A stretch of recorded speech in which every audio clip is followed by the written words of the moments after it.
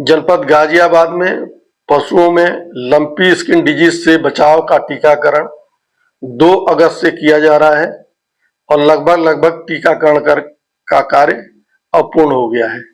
यदि किसी पशुपालक का कोई भी गोवंश अभी तक टीकाकरण से वंचित है तो उसे तत्काल अपने नजदीकी पशु चिकित्सालय, पशु सेवा केंद्र में जाकर सूचना देकर अपने पशु का टीकाकरण करा लेना चाहिए।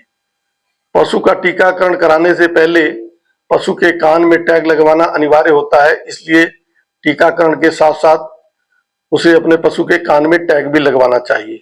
सभी पशुपालकों को जानकारी होगी कि इस बीमारी में पशु को तेज बुखार हो जाता है तथा शरीर पर चकत्ते आने लगते हैं।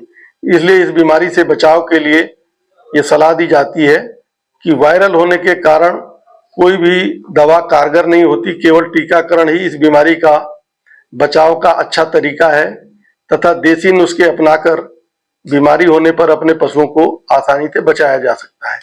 इस बीमारी में इम्यूनिटी कम हो जाती है, इसलिए ऐसी चीजें खिलानी चाहिए जिससे उसकी इम्यूनिटी बढ़े।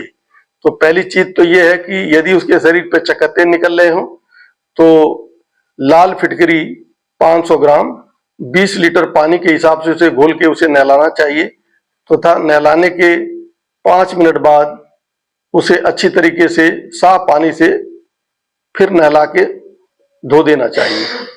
इसके अलावा उसे बुखार हो रहा है तो उसे पैरासीटामोल की गोली खिलानी चाहिए तथा बीमारी से बचाव के लिए, इम्यूनिटी बढ़ाने के लिए उसे कम से कम 30 ग्राम हल्दी रोज खिलानी चाहिए, 250 ग्राम नीम की पत्ती, 250 ग्राम गिलोय की पत्ती या डंडियां उसे खिलानी चाहिए।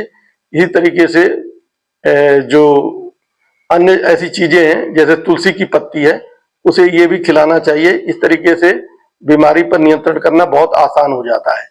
यह बीमारी मुख्यतः कीड़े मकोड़े से एक पशु से दूसरे पशु में तेजी के साथ फैलती है, इसलिए कीटनाशक दवाइयों का छिड़काव करना चाहिए तथा बीमार पशुओं को स्वस्थ पशुओं से हमेशा अलग रखना चाहिए जिससे बीमारी एक बीमार पशु से स्वस्थ पशु में ना फैले।